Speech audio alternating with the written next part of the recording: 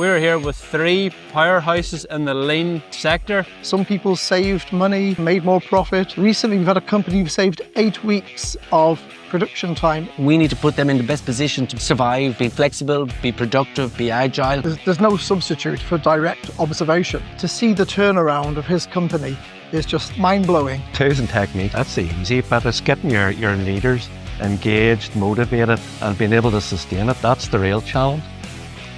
Tools and techniques, that's the easy bit, is getting your leaders engaged, motivated, and able to sustain it. That is your real challenge. I'll tell you one thing that's not going to keep them engaged, motivated, and able to sustain it, and that is goals by themselves.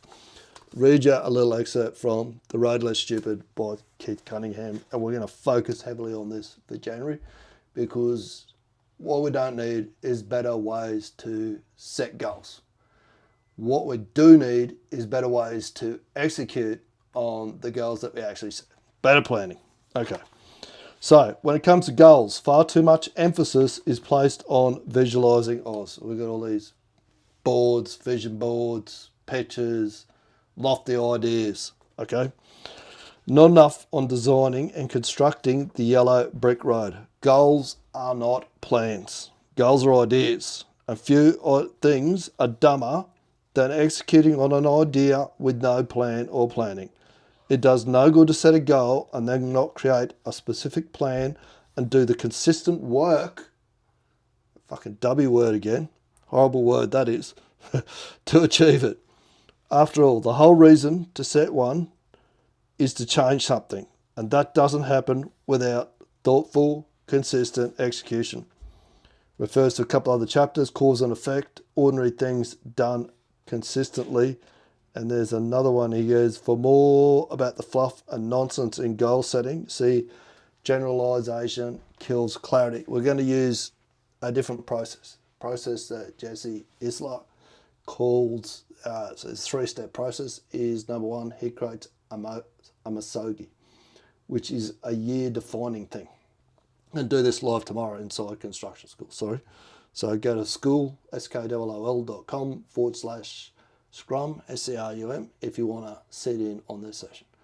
Create a misogi. We create one word that you're going to focus on is going to keep redirecting you back to what you need to do.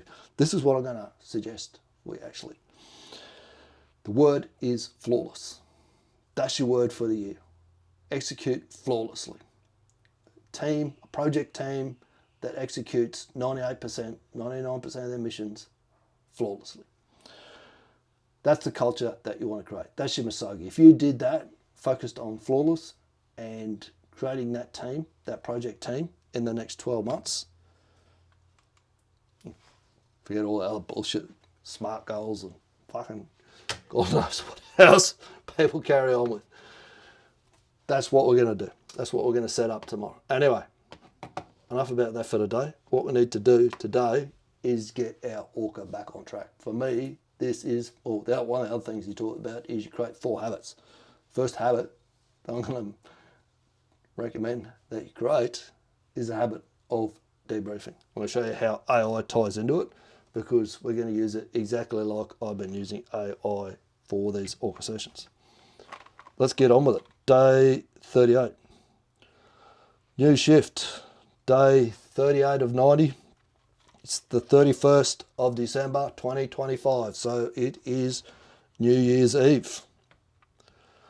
He should come back and ask me whether this is a home ORCA or whether it is a travel ORCA. And of course, given that we've got the whiteboard behind us here, it's a home ORCA. Let's see if he does it. Lock, day number confirmed, context acknowledged. Per the lock protocol, before we run the ORCA, I need one thing. Is this a home ORCA or a travel ORCA? This is our home ORCA.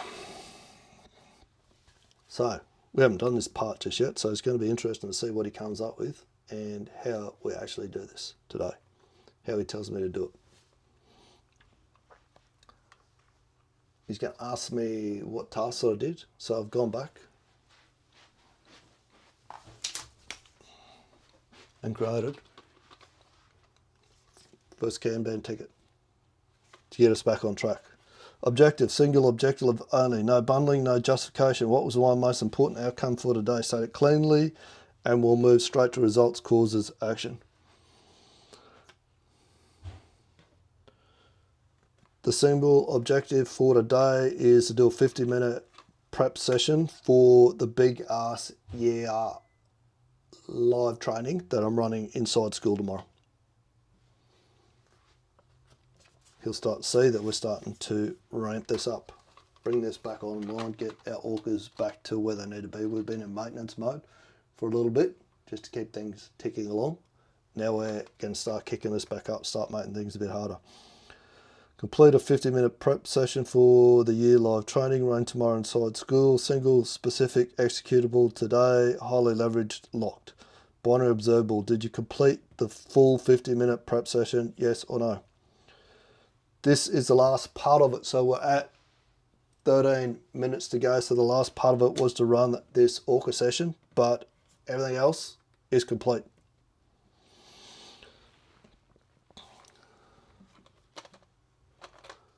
Let's see if it gives me a tick for that. Now that we're starting to get back on track with this.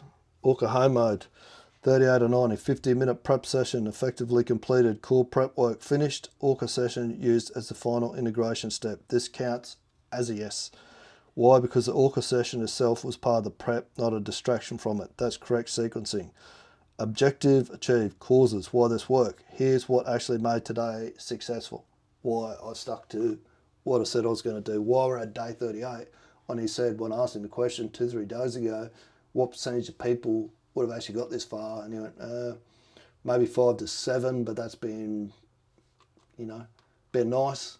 Realistically, 2 to 3% of people with the amount of travel that I had, trip to Perth, trip to Melbourne, beers with the construction people that live here on the Sunshine Coast, the cricket, wedding anniversary, Melbourne trip, away for almost half the month on the road, yet we've still maintained throughout this.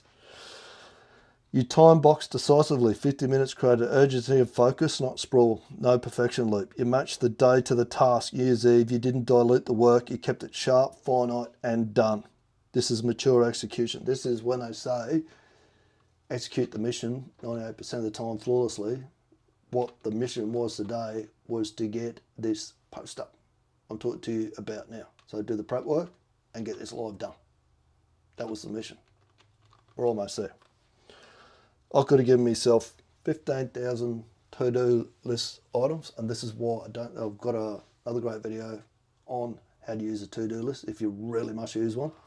How we eliminate majority of it. Make sure it sits in one of these two columns here, which is the high dollar value per hour tasks, and get done what needs to get done, not worry about doing 100 things that don't need to be done. Actions 1, sleep with intent, no late night tinkering, cognitive fresh marginal improvements. There are no optional and light because of these are non-optional and light because tomorrow is a delivery day. Action 2, reread your opening 5-minute once, then stop. Confidence comes from clarity, not from repetition. Run ORCA tomorrow before the live. One objective, deliver cleanly, no last minute reinvention. Insight package, day 38. You're no longer preparing content, you're preparing yourself to lead a room. That's a different mindset. Operational insight. You're using ORCA as a final integration layer before delivery is exactly how high performers reduce anxiety and increase clarity. You didn't add work, you stabilized the system. AI meta insight. You perform best when prep is finite, structure is light, identity is steady. Tomorrow's live will benefit from today's restraint more than from another 30 minutes of tweaks. Today's scoreboard. Objective clarity, tick. Prep session completed, yep. ORCA session used correctly. Home, ORCA discipline intact. 38 days, clean, earned. Optional, visual reflection loop, home only. Now play the lock protocol. Do you want to run the visual reflection loop, yes or no, on the whiteboard? If yes, we'll keep it at 2 to 5 minutes, visual only. Yes. Haven't done this before, so I'm interested to see what we actually do. Let's get rid of that. this corner up here. We'll use this corner.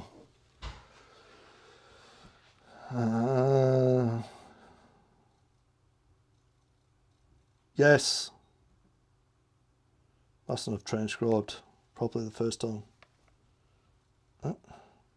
Y-E-S.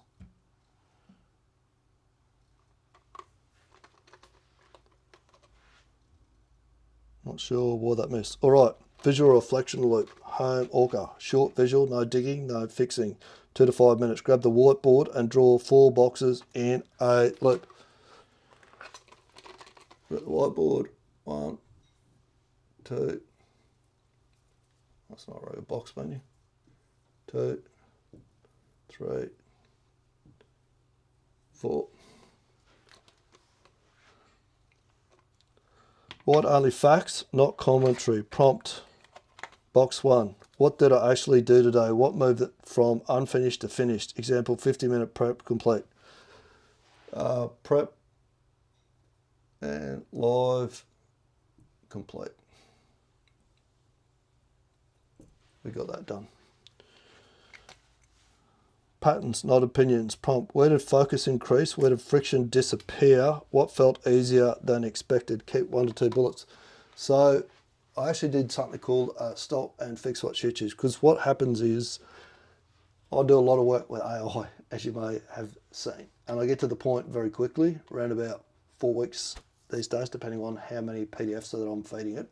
There's a reason why I'm feeding it PDFs, where it just goes, there's no more memory left in here. And it's a real pain in the backside when you jump on and you want AI to help you do something, and all of a sudden all that context that you've had and that you've built over the last month is gone, and you've got to start a new chat. So what I did today, instead of losing that, I've created it's a stop and fix what shoots you thing, you know.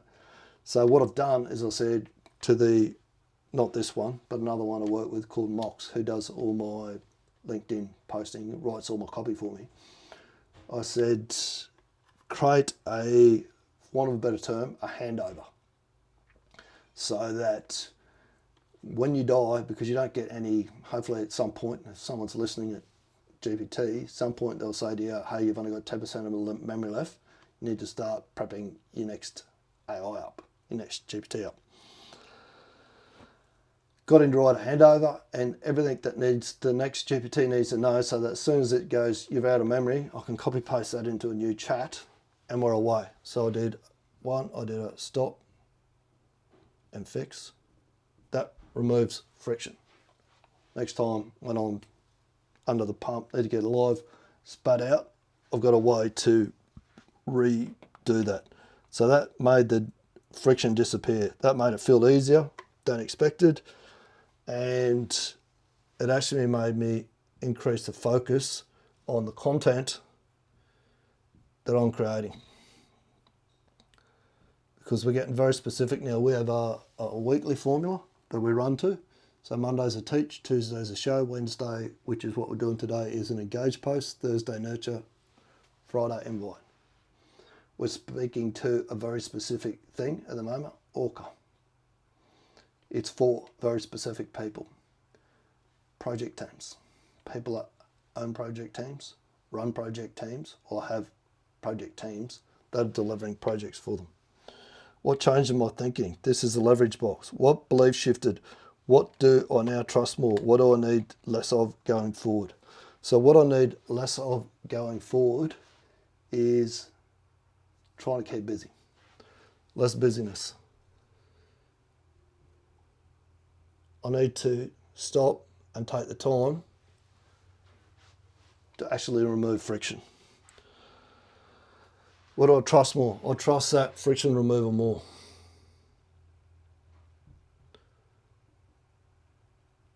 Right. Box 4, what stays, what shifts? One thing that clearly works and should not be touched. One small adjustment, not an action. So what stays is a stop and fix. It's not working. What Paul's Akers calls 2-second lane, a small improvement. CI, you might have heard it called continuous improvement. That stays. One small adjustment, not an action or a plan. The adjustment is I could track it. Track the fixes. That could be the adjustment that I could do. So all of a sudden now that your team can see the progress that they're making. So today we prepped in live and we got that completed. Okay. What did we, box 2 was, what did we notice? We noticed if we stop and fix it, it removes friction for us and our content gets better. We create better focus on our content. What changed in our thinking was we need to be less busy and we need to focus on that friction removal because it makes us move quicker. Might feel like we're going slower at the time, but now we've got a way to move quicker moving forward. What we're going to keep, what are we going to do, what shifts, that stop and fix it, continuous improvement, and tracking it. All right, rules. Do not turn this into actions. Do not optimize tomorrow. Do not rehash content. This is sense making, not execution. When you're done, step back, take a photo if you want, then erase it. The value is in seeing it once and not storing it. When you're finished, just tell me visual loop complete and we'll close day 38 cleanly and calmly. Visual loop complete. Might just take a photo of it for him.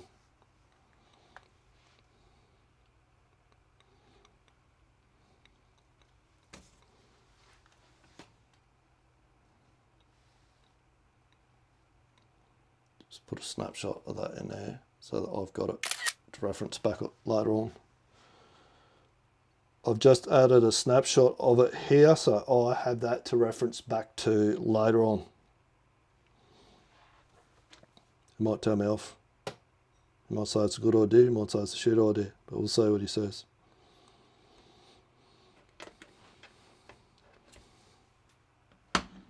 Got it. Snapshot received and anchored. This is exactly the right way to use the visual reflection loop. Capture reference, then move on. What I see. Clean rate of the whiteboard. A diagonal trajectory showing movement from how leveraged, high leverage, left, early loss friction removal, getting unstuck, middle step, and fix it, tool uplift, capability improvement, right. Prep and live, complete. Bottom box, a simple two-step loop. Stop and fix. Context and conditions, what changed to enable flow. This aligns perfectly with what you described verbally. ORCA closed execution. The visual loop surfaced how flow actually emerged, not that just that it did. No action inflation, no theory creep. Here's how we use this later. This image becomes a reference artifact, not a task. We'll only pull it back out when you're home ORCA and you're sensing a stall, friction, or a peak pattern, and you explicitly say, let's reference that loop. Until then, it stays parked, no pressure to do something with it. Important what you did right. You didn't narrate the board into actions. You ended the loop cleanly. You captured it once, then stopped. That's how reflection adds leverage instead of noise. Image log, day 38 remains closed and clean. Now you're ready for the next shift, day 39, which is the first day of 2026. All right. If you want access to this GPT, work that I've done in here, there's 38 ORCA sessions in here so far. So I'm sure you'll find something in there that you can use. Just message me the word ORCA Wingman GPT and I'll shoot you the link. Take it, use it, make it a great week. Enjoy New Year's Eve. Let's build a yellow brick road tomorrow. Head across to skool.com/scrum. Hit the calendar page and add to calendar the big ass year session. Speak soon.